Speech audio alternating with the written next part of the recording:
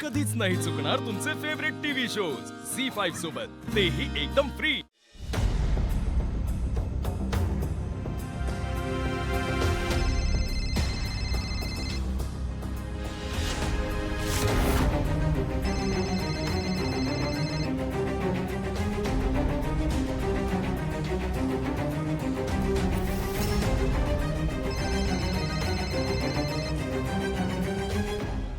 बोल।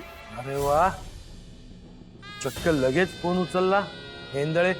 तुझ्यासारख्या नीच माणसाचा धोका होण्याआधीच फोन उचलावा लागतो। बोल। अच्छा, पण मी अतिशय महत्वाच्या कामासाठी फोन केलेला आहे। बोल। तिलोत्तमा मेंदळे, तुझ्या लेकाच्या आयुष्यात घडणाऱ्या सगळ्या घटनांची मी तुला पूर्वकल्पना देत आलेलो आहे, अगदी त्याच्यावर येणाऱ्या संकटांची पण, हो की नाही? तशीच कल्पना मी सावलीलाही दिली होती। माहितीये मला, सारंगवर संकट येण्यासाठीची सूचना तू तिला दिली होतीस। मला कळत नाही की काय? नाही मेहेंदळे, चुकताय तुम्ही, कळलं ना?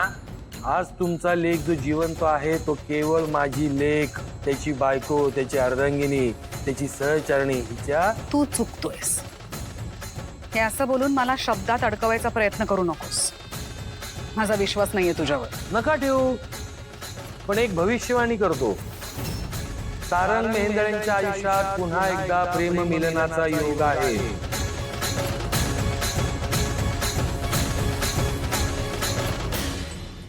सारंग मेहेंदळे पुन्हा एकदा एका मुलीच्या प्रेमात पडणार, आणि सध्या त्याच्या आजूबाजूला फक्त सावली आहे।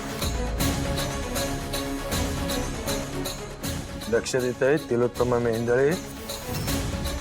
लवकरच सारंग मेहेंदळे सावलीच्या प्रेमात पडणार, बर का तिलोत्तमा मेहेंदळे?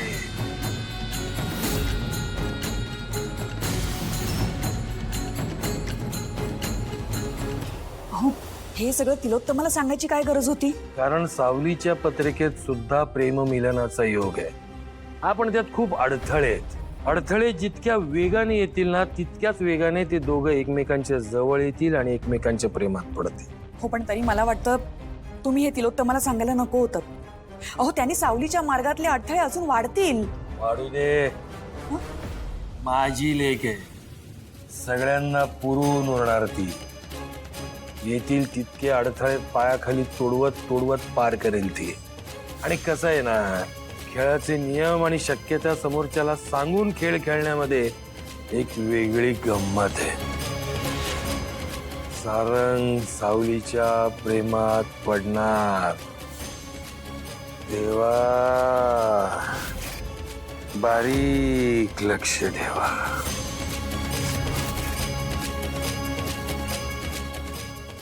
सोबत जरा एखादा रोमॅन्टिक ब्लॉग करावं म्हणलं, सॉरी गायब, कामधंदाच नाही काही। आले आले राजकुमार आले, हादडायला आणा काहीतरी। काय हो, कुठं तडमडला होतात? आलात का हार विकून 100 रुपये घेऊन? डोक्यावर एवढं कर्ज आहे, तुम्ही झोप कशी लागते तुम्हाला? काळजी नाही वाटत का अजिबात? जयंती, सगदेव दर तू खाऊन घे, तू गप्प जरा खाऊ दे त्याला। काय करू ग बसून? आणि रडारड करू तुमच्यासारखी? ते काम काय आहेत ना तुम्हाला? नुसतं खायचं, झोपायचं आणि रडायचं। 4 पैसे येतात ना घरात, ते बी त्या हप्त्यात जातात, नाही तर अप्पू भाऊजींच्या औषध पाण्यात। शाने वा जरा, नाही तर जाऊन ना कुठंतरी जीव द्या। काय बोलते तू? जरा थोबाड सांभाळ। थांब आई, बरोबर बोलतेय ती। खरं तर आपणच कमी पडतोय। मी एक मुलगा, नवरा आणि भाऊ म्हणून तिन्ही नात्यात कमी पडतो। कुणालाच न्याय देऊ शकत नाही। अरे सगदेवा खा। सगदेवा, एवढा मेलोड्रामा? सोहम, हा लपछपीचा खेळ किती दिवस खेळणार आहेस? जोपर्यंत लग्न होत नाही तोपर्यंत। तुम्हाला वाटतं तुमचं लग्न होईल? होईल।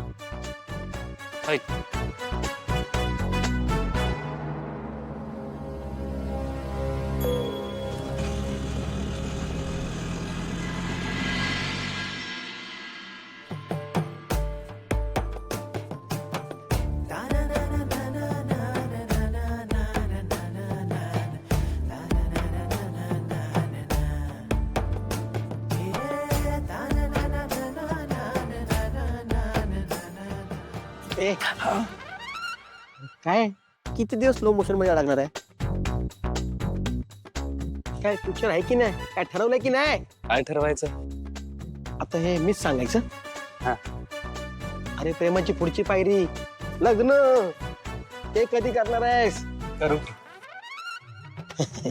खरे की ताराला आपल्या घरातले स्वीकारतील का? का नाही? कसं स्वीकारतील? ताराचं गाणं. हे माहिती आहे मला.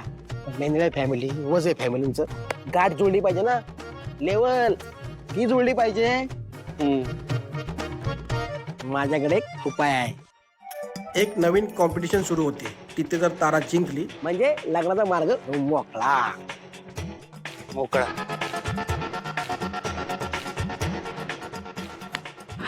मी सांगतो ना ते महत्वाचं आहे. ते होईल. मी बोलेन मम्माशी. बोलशील? बोलशील?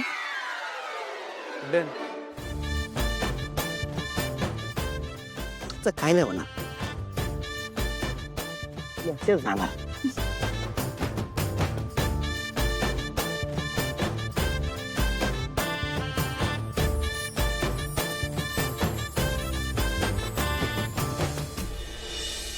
I don't want any excuses. तुम्ही तारा वजेचे फायनान्स मॅनेजर आहात ना? हा, तुम्हाला पगार कसला मिळतो? ताराचे फायनान्सेस सांभाळण्याचा ना?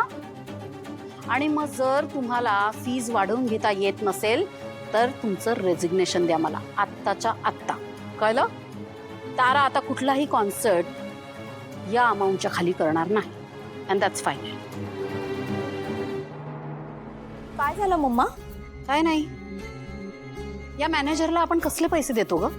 हा, याला 1000 वेळा सांगितलंय की आता तारा एवढ्या सुपरहिट कॉन्सर्ट केल्यानंतर कमी पैशात शो करणार नाहीये, तरी याचं पुन्हा पुन्हा तेच. आणि मुळात आपला व्हॅलेंटाईनचा कॉन्सर्ट खूप चांगला गेलाय. It was a hit. त्यानंतर तर तू जास्त फी डिझर्व करतेसच. आणि आता व्हॅलेंटाईन्सच्या कॉन्सर्ट नंतर पुन्हा पुन्हा प्रेमगीत, विरहगीत वगैरे वगैरे असेच शो आणतोय हा.